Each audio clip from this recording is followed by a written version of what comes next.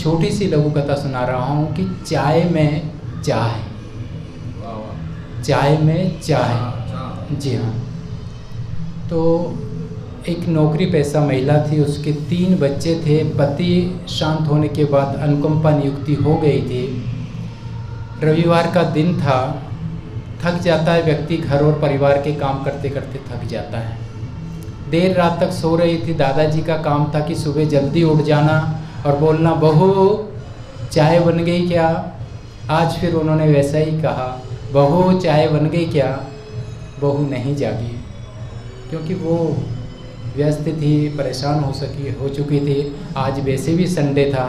बहू ने मन ही मन कहा, आवाज़ दी, कम आवाज़ दी कि हाँ मैं बनाती हूँ, ठीक है ना।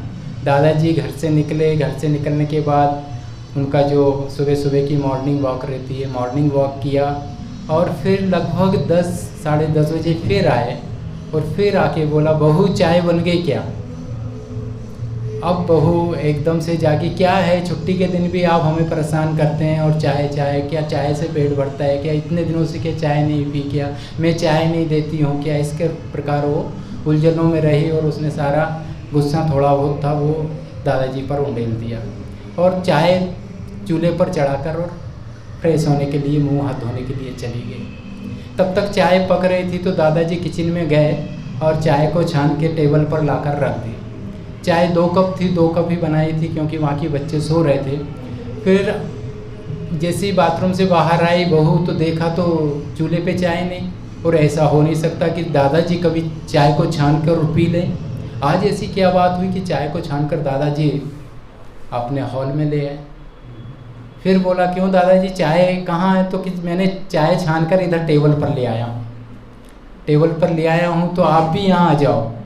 आज बड़ा अचंभा लग रहा था, आश्चर्य लग रहा था कि आखिर ये दादाजी क्या करने वाले हैं। घड़ी में देखा तो 10:30 बज रहे थे। टेबल पर जैसे ही बहू आई देखा तो टेबल पर फूलों से सजा था, 2 चाय रखी थी और एक बक्सा रखा था। दादाजी ने कहा, बेटा बक्से को खोलो, पिछले 2 वर्षों से तुमने जन्मदिन नहीं मनाया है। मेरा बेटा हर वर्ष तुम्हारा जन्मदिन मनाता था, क्या मैं भूल जाऊँ तुम्हारा जन्मदिन मनाना। और जैसे ही बक्सा खोला तो उसमें अनेकों प्रकार की मिठाई थी। दादाजी ने मिठाई बहू को खिलाई और कहा, बेटा जैसा मेरा बेटा था वैसे ही तू बहू नहीं मेरा बेटा है और ये चाय नहीं मेरी चाय है। ये लघु कथा भी मैंने एक पढ़ी थी जिसको मैंने आप तक पहुंचाने का एक काम किया है सिर्फ, और इसके बाद मैं मंच पर आमंत्रित कर रहा हूं। आप स्वागत कर लीजिए बस उनका जोरदार तालियों से, श्री तजिंदर सिंह। मेरी छोटी सी लघु कथा में 6 से 7 पात्र हैं जिसमें 3 स्टूडेंट्स हैं, 4 स्टूडेंट्स हैं और एक बुज़ुर्ग महिला है। और बहुत कड़कती ठंड पड़ रही है और एक महिला जो है वो नंगे पाँव बस स्टॉप के पास खड़ी है और कुछ स्टूडेंट्स जो हैं वहाँ से गुज़र रहे हैं, अपनी बस का इंतज़ार कर रहे हैं। उन्होंने देखा कि एक बुज़ुर्ग महिला नंगे पाँव खड़ी है। अब उसको एक एक स्टूडेंट इमेजिन कर रहा है, एक स्टूडेंट इमेजिन कर रहा है। तो एक स्टूडेंट बोलता है कि ज़ईफ़ा फटे कपड़े पहने खड़ी है, ज़ईफ़ा फटे कपड़े पहने खड़ी है। दूसरे ने कहा, नहीं ज़ईफ़ी से उसकी कमर झुक गई है। एक बोलता है ज़ईफ़ा फटे कपड़े पहने खड़ी है, दूसरे ने कहा नहीं ज़ईफ़ी से उसकी कमर झुक गई है। तीसरे ने गर्दन घुमाते हुए कहा, सड़क पर आज बड़े ओले पड़े हैं, यही वजह है कि पाँव सुन हो गए।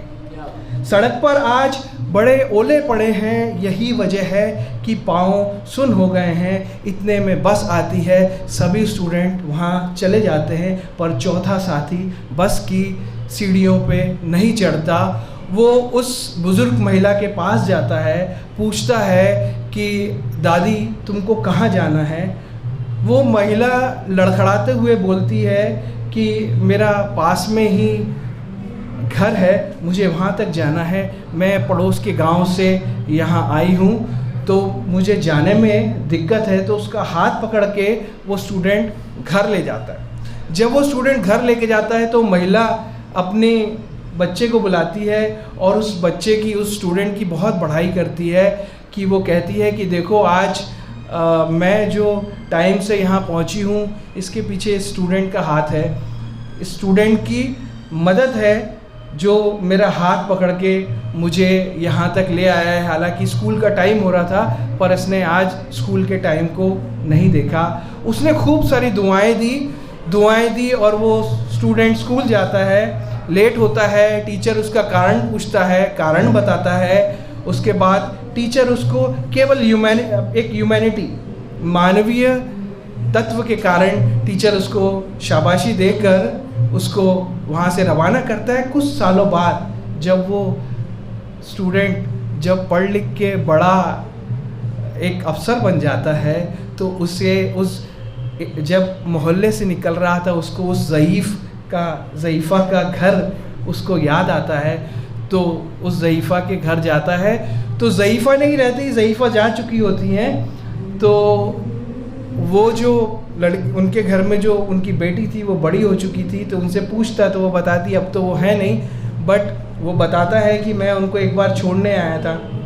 और उसके बाद उस लड़के ने अपना बताया कि ये शायद मेरी उस दादी माँ का आशीर्वाद था कि जो मैं आज इस मुकाम पे पहुँच गया हूँ। तो इसलिए जो बड़ों का जो आशीर्वाद है, किसी की मदद जो है वो हमको कहीं ना कहीं किसी मंजिल पर ज़रूर लेके जाती है। इसको 4 लाइनों के साथ मैं अब समापन करता हूँ इस लघु कथा का कि कल के लिए आज खपाना पड़ता है, कल के लिए आज खपाना पड़ता है, सरे राह खुद को आजमाना पड़ता है। कल के लिए आज खपाना पड़ता है, सरे राह खुद को आजमाना पड़ता है। साहिल के सुकून से इनकार किसे है भला, साहिल के सुकून से इनकार किसे है भला। लहरों को तूफ़ान से टकराना पड़ता है, लहरों को तूफ़ान से टकराना पड़ता है। सिंह जी बोल रहे थे मैं लघु कथा नहीं बोलने वाला हूँ और मैं कुछ शायरी रखना चाहूँगा, लेकिन उनकी जो लघु कथा थी वो प्रेरक थी। वो इस चीज़ पर इंगित करती है, इस संकेत को देती है कि हम पढ़ाई तो कर रहे हैं लेकिन पढ़ाई में वो नैतिकता कहाँ जा रही है। वो नैतिकता जो होना चाहिए, जो 4 बच्चों में नहीं थी और 5वें बच्चे में थी, वही नैतिकता की ज़रूरत आज है, लेकिन हम उस नैतिकता को नहीं देख पा रहे हैं। मैं अगले चरण में आमंत्रित कर रहा हूँ हमारे साहित्यिकी के संयोजक प्राध्यापक आदेश जैन जी को जोरदार तालियों से स्वागत कीजिए। प्राध्यापक आदेश जैन। एक कथा अज्ञात जिन्होंने लिखी है, मैं उनका साधुवाद करता हूँ। कथा का शीर्षक है कर्म का सिद्धांत। अस्पताल में एक एक्सीडेंट का केस आया। अस्पताल के मालिक डॉक्टर ने तत्काल खुद जाकर आईसीयू में केस की जांच की। 2-3 घंटे के ऑपरेशन के बाद डॉक्टर बाहर आया और अपने स्टाफ को कहा इस व्यक्ति को किसी प्रकार की कमी या तकलीफ ना हो और उससे इलाज व दवा के पैसे न लेने के लिए भी कहा। तकरीबन 15 दिन तक मरीज अस्पताल में रहा। जब बिल्कुल ठीक हो गया तो उसको डिस्चार्ज करने का दिन आया तो उस मरीज का तकरीबन 2.5 लाख रुपए का बिल अस्पताल के मालिक और डॉक्टर की टेबल पर आया। डॉक्टर ने अपने अकाउंट मैनेजर को बुलाकर कहा इस व्यक्ति से 1 पैसा भी नहीं लेना है। ऐसा करो तुम उस मरीज को लेकर मेरे चेंबर में आओ। और मरीज व्हील चेयर पर चेंबर में लाया गया। डॉक्टर ने मरीज से पूछा प्रवीण भाई मुझे पहचानते हो? मरीज ने कहा लगता तो है कि मैंने आपको कहीं देखा है। डॉक्टर ने कहा याद करो, अंदाजन 2 साल पहले सूर्यास्त के समय शहर से दूर उस जंगल में तुमने एक गाड़ी ठीक की थी। उस रोज मैं परिवार सहित पिकनिक मनाकर लौट रहा था कि अचानक कार में से धुआं निकलने लगा और गाड़ी बंद हो गई। कार एक तरफ खड़ी कर हम लोगों ने चालू करने की बहुत कोशिश की, परंतु कार चालू नहीं हुई। अंधेरा थोड़ा थोड़ा घिरने लगा था। चारों ओर जंगल और सुनसान। होने लगा था। परिवार के हर सदस्य के चेहरे पर चिंता और भय की लकीरें दिखने लगी थी और भगवान से प्रार्थना कर रहे थे कि कोई मदद के लिए मिल जाए। थोड़ी ही देर बाद चमत्कार हुआ। बाइक के ऊपर तुम आते हुए दिखाई दिए। हम सब ने दया की नज़र से हाथ ऊंचा करके तुमको रुकने का इशारा किया। तुमने बाइक खड़ी करके हमारी परेशानी का कारण पूछा। तुमने कार का बोनट खोलकर चेक किया और कुछ ही क्षणों में कार चालू कर दी। हम सब के चेहरे पर खुशी की लहर दौड़ गई। हमको ऐसा लगा कि जैसे भगवान ने आपको हमारे पास भेज दिया है, क्योंकि हम सुनसान जंगल में रात गुजारने के ख्याल मात्र से रोंगटे हम सभी के खड़े हो गए थे। तुमने मुझे बताया कि तुम एक गैरेज चलाते हो। मैंने तुम्हारा आभार जताते हुए कहा कि रुपए पास होते हुए भी ऐसी मुश्किल समय में मदद नहीं मिलती। तुमने ऐसे कठिन समय में हमारी मदद की कोई कीमत नहीं है, यह अमूल्य है। परंतु फिर भी पूछना चाहता हूँ कि आपको मैं कितने पैसे दूँ। उस समय तुमने मेरे आगे हाथ जोड़कर जो शब्द कहे, वह शब्द मेरे जीवन के लिए प्रेरणा बन गए। तुमने कहा था, मेरा नियम और सिद्धांत है कि मुश्किल में पड़े व्यक्ति की मदद के बदले मैं कभी कुछ नहीं लेता और इस मजदूरी का हिसाब भगवान रखते हैं। उसी दिन मैंने सोचा कि जब एक सामान्य आय का व्यक्ति इस प्रकार के उच्च विचार रख सकता है और उनका संकल्प पूर्वक पालन कर सकता है, तो मैं क्यों नहीं कर सकता। और मैंने अपने जीवन में यही संकल्प ले लिया है। 2 साल हो गए, मुझे कभी कमी महसूस नहीं, कभी कमी नहीं पड़ी। अपेक्षा से अधिक ही मिल रहा है। यह अस्पताल मेरा है। तुम यहाँ मेरे मेहमान हो और तुम्हारे ही बताए नियम के अनुसार मैं तुमसे कुछ नहीं ले सकता। ये तो भगवान की कृपा है कि उसने मुझे ऐसी प्रेरणा देने वाले व्यक्ति की सेवा करने का मौका मुझे दिया। ऊपर वाले ने तुम्हारी मजदूरी का हिसाब और वो हिसाब आज उसने चुका दिया। मेरी मजदूरी का हिसाब भी वह ऊपर वाला रखेगा और कभी जब मुझे ज़रूरत पड़ेगी तो वो ज़रूर चुका देगा। डॉक्टर ने प्रवीण से कहा, तुम आराम से घर जाओ और कभी कोई तकलीफ हो तो बिना संकोच के मेरे पास आ सकते हो। प्रवीण ने जाते हुए चेंबर से रखी भगवान कृष्ण की तस्वीर के सामने हाथ जोड़कर कहा, हे प्रभु, आपने मेरे कर्म का पूरा हिसाब ब्याज समेत चुका दिया। अंत में मैं यही कहूँगा कि याद रखें, एक बार भगवान चाहे माफ़ कर दे, परंतु कर्मों का हिसाब तो चुकाना ही पड़ता था। धन्यवाद। हमारे बीच में ही एक और लघु कथाकार हैं, श्री माणिक खोबरा कड़े जी। जोरदार तालियों से स्वागत कीजिए। बसंत ऋतु था। उस वक़्त तथागत भगवान गौतम बुद्ध परिक्रमा के लिए बाहर निकले थे। कुछ लोग तथागत भगवान गौतम बुद्ध के सिद्धांत को या विचारों से सहमत नहीं थे, तो उन्होंने कुछ बच्चों को उकसाया और कहा कि उनकी ये मजाक करो, टिंगल करो। तो बच्चे ने बोला, इनकी टिंगल कैसे करना भाई, इनकी मजाक कैसे करना। बच्चों को सवाल पैदा हो गया। तो बच्चों ने क्या किया कि जैसे ही वो माने तथागत भगवान गौतम बुद्ध आ रहे हैं, तो वो वहाँ आम का पेड़ था। आम का पेड़ के जो ये रहता है, बूंदा रहता है, वो बच्चे वो बूंदे के पीछे छुप कर बैठे। जब तथागत भगवान गौतम बुद्ध नजीक आ रहे थे, तो वो बच्चे बाहर निकले और उन्होंने उनको पत्थर मारना शुरू कर दिया। उन्होंने बच्चों ने पत्थर मारना शुरू कर दिया। कुछ बच्चों के पत्थर आम के पेड़ पर गिरे, कुछ पत्थर उनके आंख पर गिरे, कुछ पत्थर उनके सिर पर गिरे। तो कुछ पत्थरों ने आम के पेड़ से आम नीचे गिरे, आम के पेड़ से आम के फल नीचे गिरे। तो बच्चों ने वो फल उठाए उसी समय, और पत्थर मारना भी चालू था और वो आम उठाना भी चालू था। तो तथागत भगवान गौतम बुद्ध देख रहे और रोने पड़े, वो रो दिए। तो बच्चे बोले इतना बड़ा आदमी था, हम तो बच्चे हैं और ये क्यों रो रहा है अभी? हाँ, वो तो गाली भी नहीं दे रहा, कुछ भी नहीं कर रहा, अब मारने को दौड़ भी नहीं रहा, और क्यों रो रहा है? तो बच्चे उनको पूछते हैं कि तथागत आप क्यों रो रहे हैं, आप क्यों रो रहे हैं?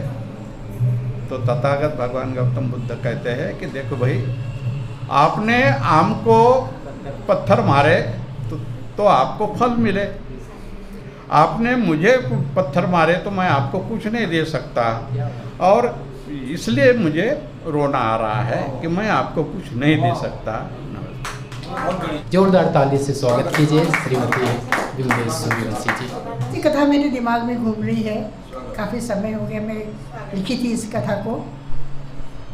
ये एक सच्चाई लिए हुए है, सच है कथा।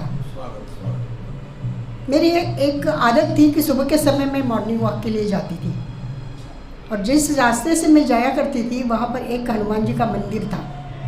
चलते चलते जब मैं थक जाया करती थी तो वही सीढ़ियों पर बैठकर मैं कुछ देर वहाँ विश्राम किया करती थी। बहुत से लोग वहाँ आते थे, मिलते थे, बात करते थे, तो मैं बहुत ही वहाँ अच्छा महसूस करती थी अपने आप को। तो वहाँ मैंने देखी कि एक छोटा सा एक 10-12 साल का लड़का, वो मंदिर में एक पीपल का पेड़ था वहाँ, उसके नीचे बैठकर वो पढ़ता था, वो बच्चा छोटा। तो मैं कभी देखी, और एक बार मेरे उत्सुकता हुई, मैंने उससे पूछा क्यों बेटे कहाँ रहते हो? तो बोले वो दीदी वो वहाँ पर वो झोपड़पट्टी है ना, वहाँ रहता हूँ बोले मैं। तो मैंने कहा तुम यहाँ क्यों पढ़ते हो? तो बोले हमारे घर में लाइट नहीं ना, इसलिए मैं यहाँ आता हूँ, और बहुत सवेरे आता हूँ, फिर सूरज की रोशनी भी होती है, घूमना भी होता है, पढ़ना भी होता है। उस 10-12 साल के बच्चे के मुँह से वो बात सुनकर मुझे बहुत अच्छा लगा। तो अक्सर मैं जब भी यहाँ घूमने जाती थी थोड़ी देर वाले बच्चे के पास बैठती थी। फिर एक दिन उत्सुकता बस मैंने उससे पूछ लिया बेटे क्या करते हो, मम्मी पापा तुम्हारे क्या करते हैं? बोले मेरे बाबा नहीं है, माँ है, बर्तन वर्तन मांजती है बोले घरों में, और वहीं पर वो पढ़। और मैंने कहा मैं पढ़ना चाहता हूँ बोले, मैं पढ़कर अपनी माँ को बहुत सुखी देखना चाहता हूँ। मैंने कहा ठीक है, मुझे बहुत अच्छा लगा। मैंने कहा तुमको कुछ ज़रूरत है क्या, कुछ किताबें वगैरह चाहिए तो बोलो मैं दे सकती हूँ तुमको। तो वो बोले नहीं बोले किसी से ऐसे ही नहीं लेना चाहिए बोले किताब। तो मैं आपका कौन सा काम करूँ दीदी आप बताइए। तो मैंने कहा काम तो मेरे पास कुछ नहीं, मैं तो ऐसे घूमने में आती हूँ यहाँ। तो मैंने कहा तुम मेरे घर आओ। एक दिन घर आया तो बोले दीदी क्या काम करूँ आपका बताइए, मैं ऐसे पैसे नहीं लूँगा। मुझे उसका स्वाभिमान का बहुत अच्छा लगा। तो मैंने कहा तो कुछ मत कर, मैं ऑफिस जा रही हूँ, वो मेरी गाड़ी है ना पहुँच दे दूँ बस। तो फटाफट कपड़ा लिया उसने और पूरी गाड़ी मेरी साफ़ कर दी। अक्सर वो लड़का सुबह आके मेरी गाड़ी साफ़ कर देता था। मैं यहाँ टेली कम्युनिकेशन में काम करती थी, टेलीफोन डिपार्टमेंट में, तो वो रोज़ साफ़ कर देता था। और उसके बाद मैं जो पैसे देती थी वो लेता था वो फिर बाद में, लेकिन काम करने के बाद मुझे उस लड़के से बहुत प्यार आया। फिर ऐसे करते करते समय गुजरता गया, दिन निकलते गए, कुछ साल बीत गए। फिर अचानक एक दिन मैं एक कार्यक्रम में गई थी, कवि सम्मेलन का कार्यक्रम था, मैं कवियत्री करके गई थी वहाँ। तो वहाँ एक बाबू सा एक लड़का था, काफ़ी समय गुजर गया था, करीबन 15 साल उसके बाद गुजर गए थे। फिर मैंने वो बाबू आया, वो अच्छा सा लड़का था और आके मेरे पैर छुए उसने। तो मैं ज़रा चकित हो गई, मैंने कहा अरे क्यों, अरे तुम तो कौन हो, तुम क्यों मेरे पैर छू रहे हो? तो बोले दीदी आपने मुझे पहचाना नहीं, मैं वहाँ बैठता था ना मंदिर में वहाँ, आप मुझे किताबें देती थी, आप मुझे कुछ पैसे भी देती थी, मैं आपकी गाड़ी साफ कर दिया करता था। तो मैंने कहा अरे तो अब क्या करता है? बोले वो MIDC में मुझे सर्विस लग गई। बोले मैंने कहाँ तक पढ़े हो? बोले BSc कर लिया मैंने, वहाँ मुझे सर्विस लगी है और अब हम लोग उधर चले गए, माँ को लेके चला गया, मैं माँ को काम नहीं करने देता। मैंने कहा बहुत अच्छा करते हो तुम लोग। और मुझे सही में वो लड़के के देख के मेरी आंखों में आंसू आ गए। मैंने कहा देखो कर्मठता क्या चीज़ होती है, कर्म से इंसान कितना बड़ा बन सकता है। और वो लड़का ने मुझे पहचान लिया, मैं उसको नहीं पहचान पाई क्योंकि चेहरे बहुत बदल गए थे, दाढ़ी मूँछें निकल आ गई थी। लड़के की क्या पहचानती, छोटे से बच्चे से नहीं पहचान पाई। लेकिन मैं अपने घर में जब आई तो मैंने अपने बच्चों को बात बताई। मैंने कहा देखो अपने यहाँ वो जो कैलाश आता था ना, कैलाश नाम था बच्चे का, तो वो MIDC में सर्विस करता है और वो मुझे मिला था आज। तो उनको बोली, मैंने कहा देखो अभावों में भी इंसान कितना स्वाभिमानी होता है, ये उससे सीखो। और बहुत बहुत धन्यवाद। एक सच्ची कहानी है जो मैंने कुछ सालों पहले लिखी थी और आज भी मैं दुआ देती हूँ उस बच्चे को। अब तो काफ़ी बड़ा हो गया होगा, बाल बच्चा वाला हो गया होगा, मुलाकात नहीं होती, लेकिन दिल में कैलाश को याद करती हूँ, तो शिव जी को याद करती हूँ मैं कि तुम्हारे नाम का वो लड़का जो स्वाभिमान तुमने दिया उसके अंदर, वो बहुत ही तारीफ़ काबिल है। धन्यवाद। मैं अपनी लघु कथा प्रस्तुत कर दूं। मैंने लिखी थी इसलिए सुनाना चाह रहा हूँ, नहीं लिखता तो मैं सुनाता भी नहीं तो लिख ली थी इसलिए सुना देता हूँ। तो लघु कथा का शीर्षक है 5 साल पहले ही तैयारी। 5 साल पहले ही तैयारी। अर्थी के सामान में वैरायटी ना देखकर वर्मा जी को बड़ा गुस्सा आया। अर्थी के सामान में वैरायटी ना देखकर वर्मा जी को बड़ा गुस्सा आया। उन्होंने कहा यार इतने बड़े बड़े लोग मरते हैं और सामान में कोई वैरायटी नहीं।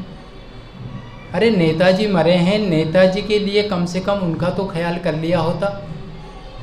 दुकानदार कहने लगा भाई साहब वैरायटी का क्या करोगे? दुकानदार कहने लगा भाई साहब वैरायटी का क्या करोगे, जल के भी खाक होना ही है या फिर दफनाने के बाद तो सड़ना गलना ही है, बीज तो नहीं उगने वाले। अच्छा ठीक है, नेताजी के लिए कुछ डिस्काउंट तो कर दीजिए। तो दुकानदार कहने लगा ठीक है, एक आध बांस का टुकड़ा ज़्यादा ले जाइए, इससे ज़्यादा कुछ नहीं कर सकता, लेकिन इसको भी तुम लगाओगे कहाँ? इस बांस के टुकड़े को ले जा रहे हो तो इसे भी तुम लगाओगे कहाँ? तभी पीछे से नेताजी का बेटा आ गया और बोला अंकल जी सामान मत खरीदिए। मैंने कहा क्या हुआ, नेताजी जिंदा हो गए क्या? क्योंकि नेताजी कोई भरोसा नहीं रहता साहब, नेताजी कभी भी जिंदा भी हो सकते। तो उन्होंने वर्मा जी ने पूछा बताइए क्या नेताजी जिंदा हो गए क्या?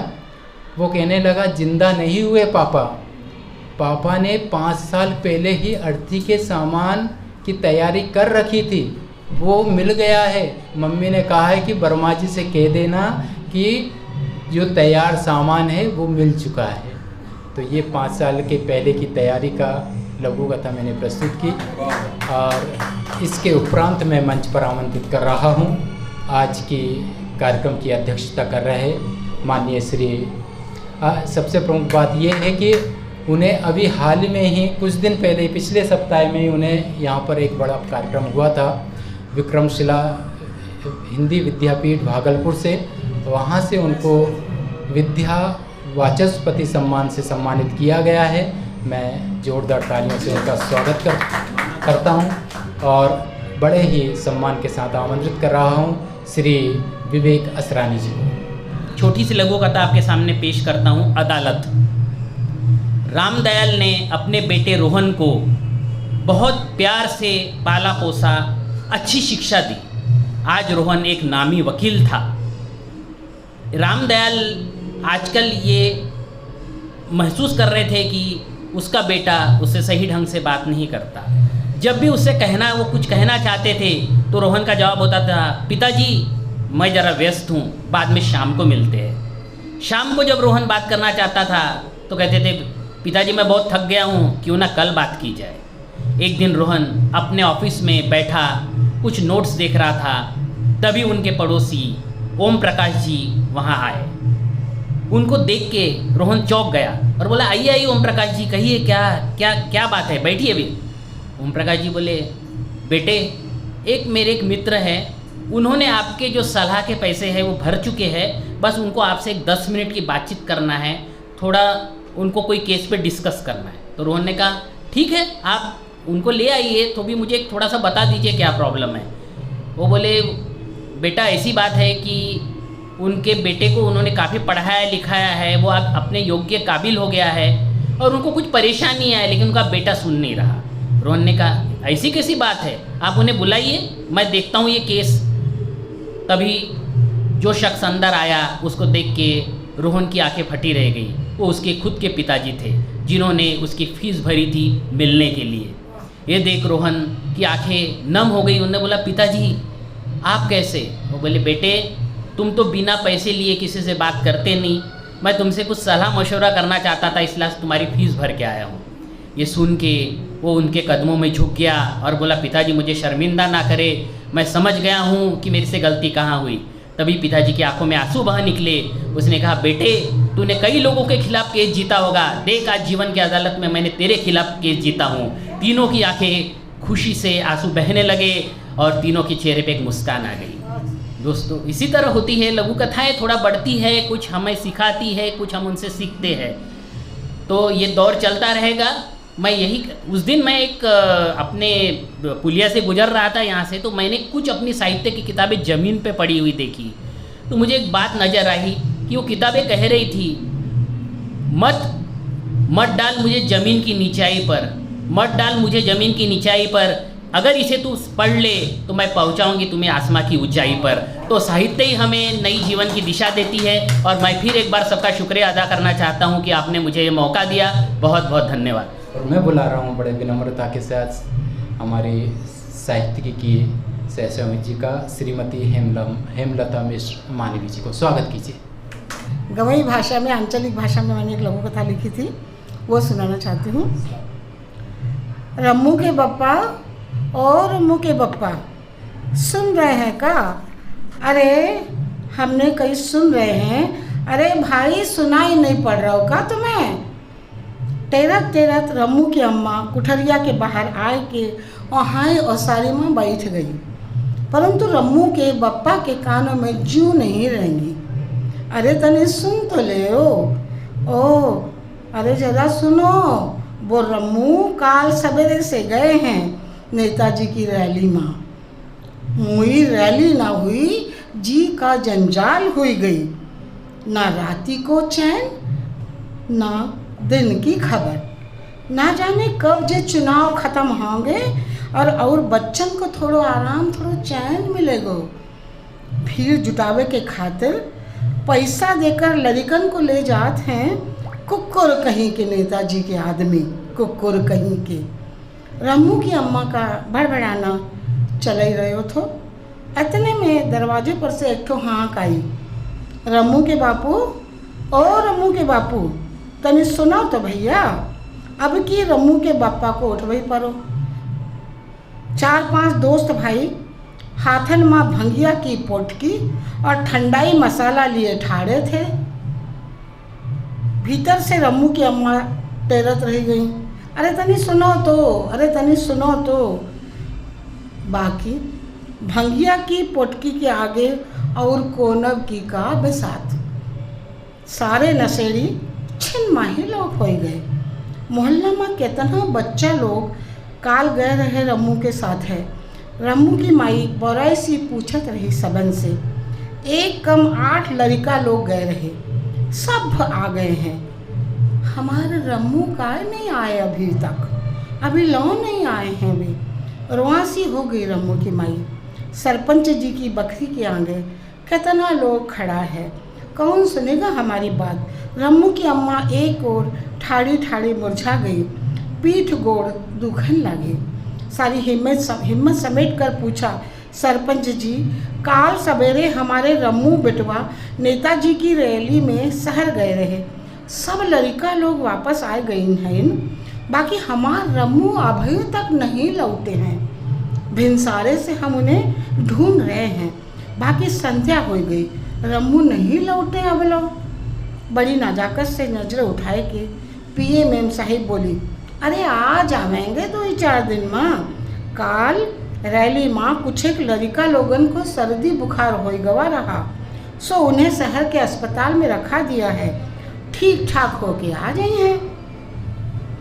हाय सीखा कर रम्मू की अम्मा गन्नाटा खा के गिर पड़ी। कल रम्मू बता रहे थे कि शहर माँ सर्दी बुखार के रूप में एक कोरोना नाम की बीमारी मौत लिए खड़ी है। अरे मैया रीज काय हो गयो, हमारे रम्मू कहाँ हैं?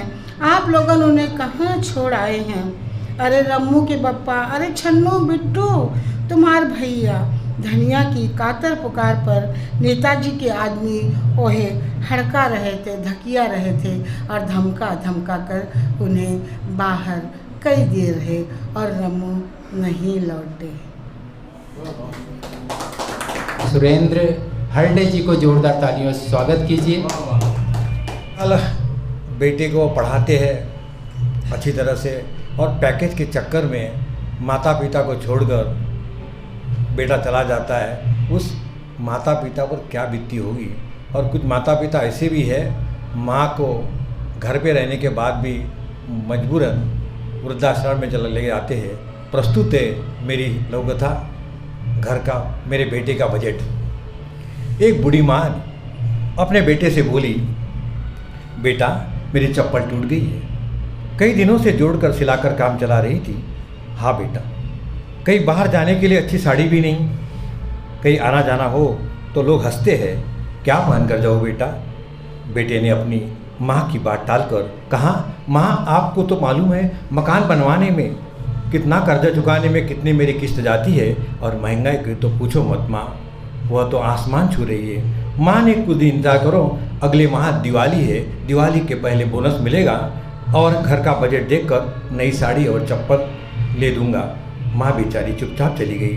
2-3 दिन बाद बुढ़िया की बहू ने अपने पति से एक चंदेरी साड़ी और नई फैशन वाली ऊंची सैंडल वाली मांग की, तो बुढ़िया की बेटे ने अपने पत्नी से कहा, ठीक हो, शाम को मैं जल्दी आ जाऊंगा, तू तैयार रहना, अपन मार्केट जाएंगे, तुम्हारी मनपसंद साड़ी और ऊंची वाली सैंडल खरीद ले आएंगे।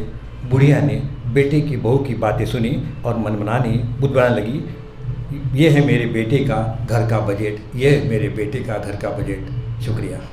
मैं बड़े अदब के साथ मंच पर आमंत्रित कर रहा हूँ साहित्यिकी के सह संयोजक श्री शादाब अंजुम जी को। जोरदार तालियों से स्वागत कीजिए श्री शादाब अंजुम।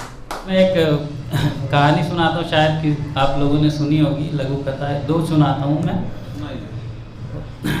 एक राजा ऐलान करवाता है कि कल हमारे फलां धर्मगुरु जिसको सारा देश मानता है उनकी पुण्यतिथि है, तो हम उनकी याद में बहुत से कार्यक्रम आयोजित करेंगे और प्रसाद के रूप में खीर बांटेंगे पूरे नगर में। तो जनता से ये निवेदन है कि शहर के चौराहे पर एक बड़ा सा पतीला रख दिया जाता है कि उसमें सब 1-1 कप दूध डालेंगे, तो उसी दूध की खीर बनेगी। तो अब सबके बस की तो बात नहीं थी। एक गरीब आदमी ने सोचा कि भाई मैं पानी डाल देता हूँ, मेरे पास कहाँ दूध है, मैं पानी डाल देता हूँ, किसको पता चलेगा। तो वो पानी डाल देता है और फिर अगले दिन जब वो देखा जाता है कि कितना दूध जमा हुआ, तो उस बर्तन में, उस पतीले में सिर्फ पानी रहता है, क्योंकि सबने वही सोचा था कि मैं पानी डाल दूंगा तो क्या फ़र्क पड़ेगा, किसको पता चलेगा। तो उसमें दूध रहता ही नहीं है, सिर्फ पानी रहता है। ये एक हो गई।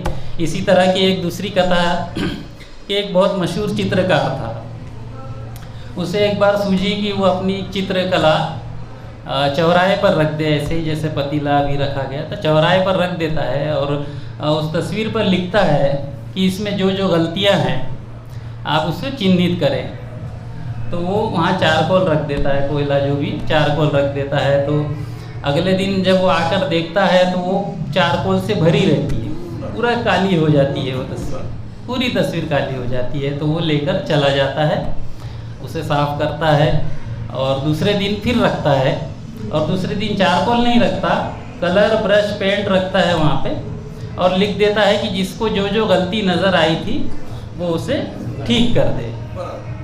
तो वो जब दूसरे दिन वो देखने आता है तो ना कलर का इस्तेमाल होता है, ना ब्रश का इस्तेमाल होता है, ना पेंटिंग में कुछ। तो बस यही थी मेरी कथाएं। बस शुक्रिया। स्वागत है डॉक्टर भोला सरवर जी का। जोरदार तालियों से स्वागत कीजिए डॉक्टर भोला सरवर। सन 1946 में मदन मोहन मालवीय जी का निधन हुआ था। वैसे ही सेनापति बापट का जन्म हुआ था 1880 में, और कल की तारीख यानी बीते हुए कल की तारीख सन 1886 में मौलाना नातिक शुक्रवारा तालाब के बाजू में अगर आप देखेंगे तो वहाँ पर एक स्टोन भी लगा हुआ है, शिलालेख भी लगा हुआ है, और नातिक साहब के शेर भी वहाँ मौजूद है। तो ये शहर नागपुर है, नातिक का शहर है। कम बोलिए जनाब जहानत के बावजूद, ऐसा भी कहा जाता रहा। उनकी इतनी धाक थी शायरी के मामले में। और दाग देहलवी के वो समकालीन थे, तो उनका भी जन्म हुआ था सन 1886 में। वैसे ही मौलाना आज़ाद जो कभी इस भारत देश के इतिहास में शिक्षा मंत्री रहे हैं, प्रथम शिक्षा मंत्री, उनका भी जन्म हुआ था। और कल की 13 तारीख, तो कल के 13 तारीख में गजानन माधव मुक्तिबोध इनका जन्म हुआ था। और वसंत दादा पाटिल इनका भी जन्म हुआ था सन 1917 में। तारीख सरीख ही है 13 नवंबर 1917। मैं इन सब की पावन स्मृति को सर्वप्रथम विनम्र अभिवादन करता हूँ। और जो मैं एक रोचक जानकारी के साथ में आपको सुनाना चाहता हूँ वो इस तरह से कि जो इतिहास भूल जाते हैं वे इतिहास निर्माण नहीं कर सकते। तो मुझे कहना है कि जिस भारत में हम लोग रहते हैं उस देश को विभिन्न 7 नामों से जाना जाता रहा, और वे नाम है जम्बूद्वीप, आर्यावर्त, भीमवर्षा, अजनाब वर्ष, हिंदुस्तान, इंडिया और भारत। तो आज से सन 2566 साल पहले भारत में बुद्ध हुए।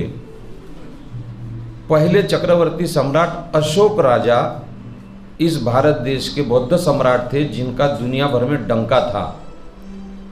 और सन 320 में भारत उज्जैन के राजा भर्तृहरि और उनके भाई विक्रमादित्य हुआ करते थे। 455 में भारत में स्कंदगुप्त राजा हुआ करता था। 886 में भारत में कन्नौज से भोज राजा हुआ करता था। 986 में भारत में सम्राट राजा राम राय हुआ करते थे। 1001 में भारत में दिल्ली के तख्त पर मोहम्मद गजनी विराजमान हुआ। सन 1025 में मोहम्मद गजनी ने सूरत गुजरात के सोरठी सोमनाथ पर आक्रमण करके सैकड़ों टन सोना लूट के लिए गया था। 1191 में तराई की भयंकर घनघोर लड़ाई हुई और मोहम्मद घोरी ने पृथ्वीराज चौहान को हराया। 1206 में राजगद्दी पर कुतुबुद्दीन ऐबक बैठा और 1236 में दिल्ली के तख्त पर पहली महिला रानी विराजमान हुई, उसका नाम था रजिया सुल्ताना। 1290 में दिल्ली के तख्त पर जलालुद्दीन खिलजी बैठे और उसने अपनी सगरी चचेरी बहन को जोरू बना के गलत परंपरा की बुनियाद रखी। 1296 में जलालुद्दीन खिलजी के भतीजे अलाउद्दीन खिलजी ने खून किया और दिल्ली के तख्त पर बैठा। इसी ने तक्षशिला नालंदा के विश्वविद्यालय जलाकर खाक किए थे ना। तो सन 1995 में वो सब विजिट कर चुका हूँ, नालंदा, तक्षशिला वगैरह। वो आज भी उसके निशान मिलते हुए जले हुए के। और 28 जनवरी 1305 में अलाउद्दीन खिलजी ने चित्तौड़ पर आक्रमण किया और राजा रामदेव राय को हराकर 600 मन सोना लूट लिया, समझे। और 1351 में दिल्ली के तख्त पर फिरोज शाह बैठे। फिर 8 नवंबर 1459 को सिख गुरुदेव गुरु नानक का जन्म हुआ और वो नांदेड़ गए। आज भी सिखों का सबसे बड़ा गुरुद्वारा जमावड़ा नांदेड़ में लगता है। वैसे ही सन 1497 में भारत में वास्को डी गामा आया और 1498 में उसी के द्वारा भारत खोजा गया। बदले में उसने सोने से भरे 53 जहाज लूट कर ले गए। 1526 में दिल्ली के तख्त पर राजा बाबर बैठा और उसने अयोध्या में नमाज पढ़ी और 1528 में बाबर ने अयोध्या में बाबरी मस्जिद बनाई। 1530 में राजा बाबर का निधन हुआ और 1556 में राजा हुमायूं का निधन हुआ। 1576 में राजा अकबर और राणा प्रताप सिंह, जिनके घोड़े का नाम था चेतक, इनमें घनघोर युद्ध हुआ और राणा प्रताप सिंह चेतक घोड़े को लेकर आखिर में जंगल वन में भटकते रहे। 1595 में राजा अकबर का निधन हुआ और 12 जनवरी 1598 में महाराष्ट्र के रायगढ़ के लखुजी यादव के घर में माता जिजाऊ जी का जन्म हुआ और 1599 में अंग्रेजों ने भारत में मसालों के पदार्थ बेचने के लिए ईस्ट इंडिया कंपनी स्थापित की और धंधे के बहाने पांव पसारने शुरू किए। 19 फरवरी 1630 में महाराष्ट्र के पूना शहर में छत्रपति शिवाजी महाराज का जन्म हुआ और 1643 में केवल 13 साल की उम्र में माता जिजाऊ के आशीर्वाद से शाइस्ती खान की उंगलियां उन्होंने छाटी। 1646 में शिवाजी ने माता जिजाऊ के आशीर्वाद से तोरना किला फतेह किया और 10 नवंबर 1659 में शिवाजी ने अफजल शाह का पेट फाड़कर कोथड़ा बाहर निकाला और 1670 में शिवाजी के सिपह सालार तानाजी मालुसरे का निधन हुआ। 6 जून 1674 में शिवाजी का 32 मन के स्वर्ण सिंहासन पर गंगाधर गागाभट्ट के द्वारा राज्याभिषेक किया गया और 3 अप्रैल 1680 में छत्रपति शिवाजी महाराज का निधन हुआ। 1689 में संभाजी राजे का निधन हुआ। 1705 में अंग्रेज पढ़े लिखे थे और ईस्ट इंडियन अनपढ़ गवार थे तो अंग्रेज धाक जमाते रहे और 20 फरवरी 1760 में औरंगजेब का भी निधन हुआ।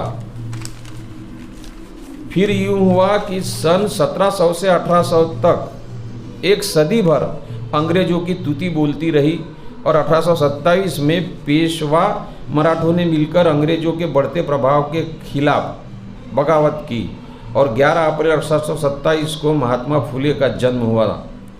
फिर 14 नवंबर 1838 में सूबेदार रामजी सकपाल यानी बाबा साहब आम्बेडकर के पिताजी का जन्म हुआ और 17/11/1855 में कस्तूरचंद डागा का जन्म हुआ। आज भी नागपुर में कस्तूरचंद पार्क है और बैंक ऑफ इंडिया के सामने तिराहे पर उनका पुतला है जो आज भी आप देख सकते हैं। उनका निधन हुआ 30 जनवरी 1917 को। 1857 में अंग्रेजों के खिलाफ भयंकर बगावती युद्ध हुआ और 17 सितंबर 1864 में श्रीलंका के बनते नागरिक धम्मपाल का जन्म हुआ। इन्होंने बोधगया महाविहार बौद्धों को कब्जे में देने के लिए बहुत लड़ाई लड़ी। फिर 2 अक्टूबर 1869 में महात्मा मोहनदास करमचंद गांधी जी का जन्म हुआ और 9 नवंबर 1877 में शायर अल्लामा इकबाल का जन्म हुआ जिन्होंने ये पंक्तियाँ लिखी थी कि सारे जहाँ से अच्छा हिंदुस्तान हमारा, हम बुलबुले हैं इसकी, ये गुलसिता हमारा। 1882 में वंदे मातरम गान हुआ। 1885-86 में कांग्रेस पार्टी बनी और 14 नवंबर 1889 में मोतीलाल नेहरू जी का इलाहाबाद में जन्म हुआ और 14 अप्रैल 1891 में यानी 2 साल बाद काली पलटन बैरक नंबर 8 महू छावनी में बोधिसत्व विश्वभूषण और दुनिया के सिंबल ऑफ नॉलेज नंबर 1 इनका जन्म हुआ और 1891 में ही श्रीलंका के 28 वर्षीय युवा ज्ञान के खोजी जवान भंत्या नागरिक धम्मपाल का बौद्ध स्थल खोजने के लिए भारत आगमन हुआ। इन्होंने बोधगया महाविहार बौद्धों के कब्जों में दिलाने के लिए लड़ाई लड़ी। और 1902 में जिनको भंत्या नागरिक धम्मपाल ने इंग्लैंड की सभा में अपने समय में से समय निकालकर 5 मिनट बोलने की अनुमति दिलवाई थी, उन्हीं महानुभाव स्वामी विवेकानंद यानी दयानंद सरस्वती के शिष्य का निधन हुआ 1902 में स्वामी विवेकानंद। और 1914 में गांधी जी मुंबई आए। उनका स्वागत कांग्रेस के बैरिस्टर मोहम्मद अली जिन्ना ने किया क्योंकि कांग्रेस पार्टी में वो उनसे सीनियर थे। फिर बात आती है 1916 में, यहाँ पे लॉर्ड चेम्सफोर्ड का जन्म हुआ 1916 में और उन्होंने भारत शासन अधिनियम लाए जिन्होंने ब्राह्मणों के जज बनने पर यह कहकर रोक लगाई थी कि ब्राह्मणों में न्यायिक चरित्र नहीं होता। और 23 सितंबर 1917 में बड़ौदा नरेश सयाजीराव गायकवाड़ के राज में भी छुआछूत यानी अनटचेबिलिटी के चलते बाबा साहब को रहने को घर नहीं मिलने की वजह से उन्होंने वर्ण व्यवस्था मिटाने का संकल्प किया था और 1918 में बाल गंगाधर तिलक का निधन नहीं अस्पृश्यता व्यवस्था का समर्थन किया। 1920 में बाबा साहब अम्बेडकर समाज कार्य में सक्रिय हुए। 1920 में नागपुर की सभा में बैरिस्टर जिन्ना ने गांधी को महात्मा गांधी न कहते हुए मिस्टर गांधी संबोधित किया तो लोगों ने हुटाउट किया और नाराज होकर जिन्ना जी सभा छोड़कर बम्बई चले गए। 1920 में बाल गंगाधर तिलक जिन्हें लोकमान्य कहते थे उनका भी निधन हो गया और 1925 में आरएसएस की स्थापना हुई। 1927 में ही 25 दिसंबर को बाबा साहब ने मनुस्मृति का दहन किया और 1927 में ही जब इंग्लैंड अमेरिका में कोलंबिया यूनिवर्सिटी में पढ़ रहे थे, फिर 1926 में प्रबोधनकार ठाकरे के पुत्र बाला साहब ठाकरे का जन्म हुआ और इन्होंने और पवार ने मिलकर बहुत नुकसान किया। 1930 में गांधी घराने के हाथ में कांग्रेस पार्टी की सत्ता आई। 1932 में बाबा साहब ने सेकंड राउंड टेबल कॉन्फ्रेंस में अंग्रेजों के ही घर में उनके ही मीटिंग में उनसे भारत छोड़ देने को कहा। तो फिर 1934 में हाईकोर्ट जस्टिस भाऊ वाने का जन्म हुआ जो नागपुर की पैदाइश है और 1935 में बाबा साहब ने प्रॉब्लम ऑफ रूपी शोध प्रबंध की बुनियाद पर यहाँ भारत में आरबीआई बनी। 30 अगस्त 1935 को भंते सुराई ससाई जी का जन्म हुआ जिनके नेतृत्व में आज भी वो बौद्ध विहार बोध गया का उसकी लड़ाई कोर्ट में यानी सुप्रीम कोर्ट में आज भी चल रही है। सन 1935 में ही बाबा साहब ने परिवार नियोजन का कायदा अनिवार्य करने का सुझाव दिया पर गांधी जी ने सब इंसान ईश्वर की संतान कहकर परिवार नियोजन अनिवार्य कायदे का विरोध करके जनसंख्या स्फोट का समर्थन किया था।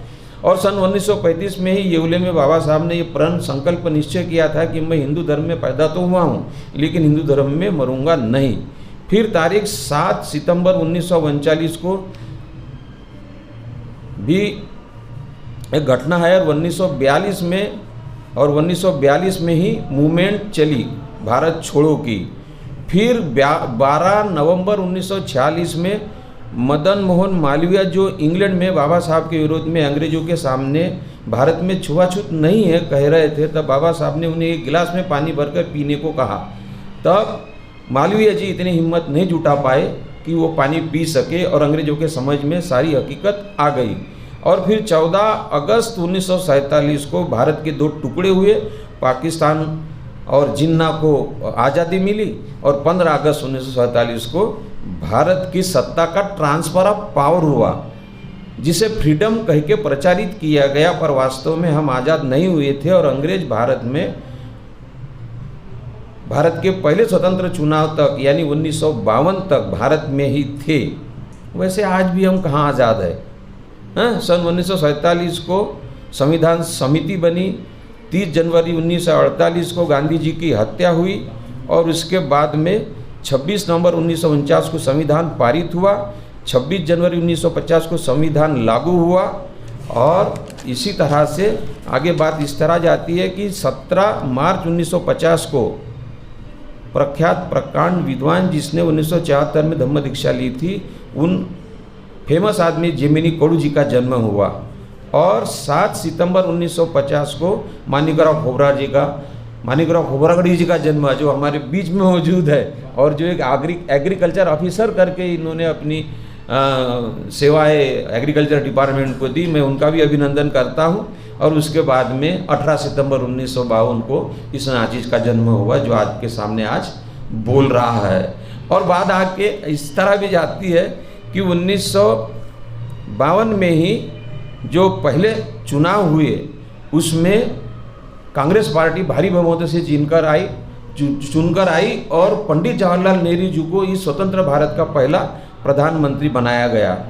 और फिर 1953 से भारतीय चलन पर राष्ट्रपिता कहकर गांधी जी का सिक्के पर या चलन पर फोटो प्रचारित हुआ।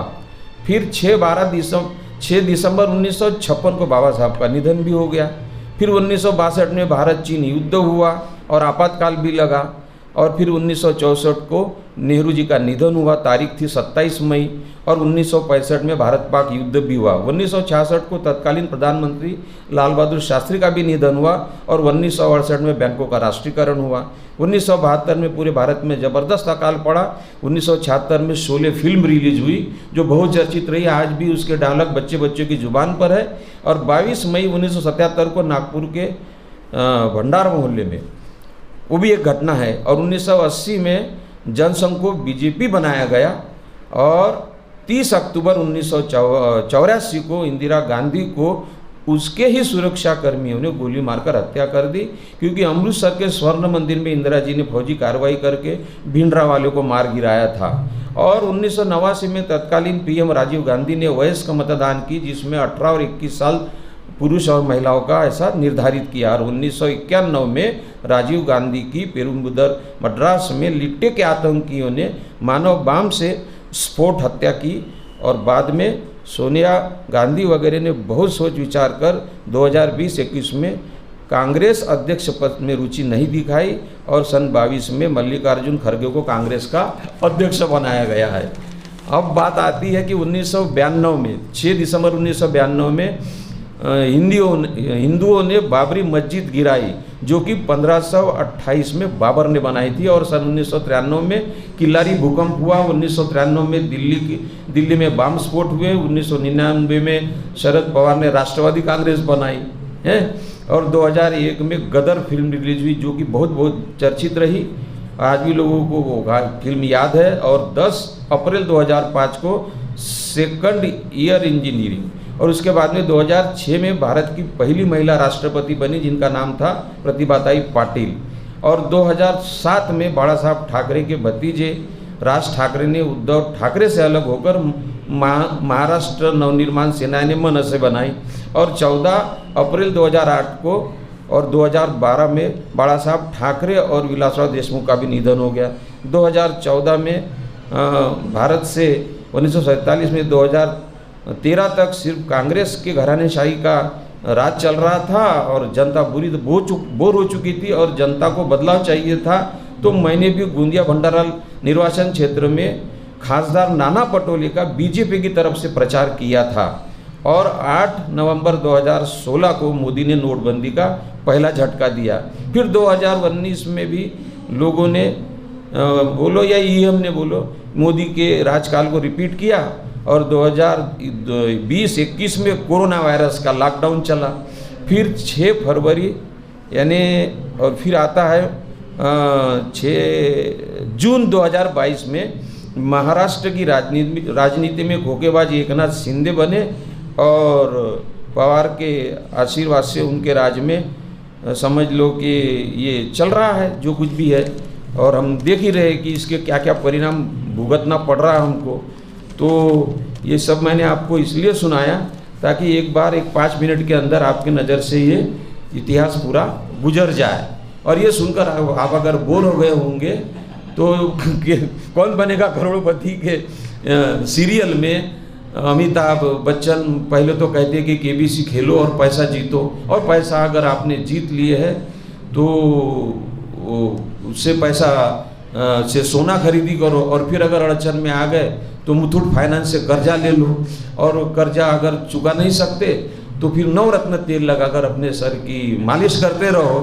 तो और मैं इतना कह कर के अगर आप बोर हो गए होंगे तो मैं क्षमा चाहता हूँ, लेकिन मुझे लगा कि आज के दिन कुछ ऐसी बात बता दूँ कि जो एक बार आपके दिमाग में पूरा भारत का इतिहास शॉर्ट में मालूम हो जाए। आपने बहुत प्यार से सुना, हंसते मुस्कुराते चेहरों से मुझे दाद भी दी, इसलिए मैं आपका शुक्रिया अदा करता हूँ। और इन्हीं लफ्ज़ों के साथ मैं ये आज का जो लघु लेख समझ लो ये समाप्त करता हूँ। जय हिंद, जय भारत।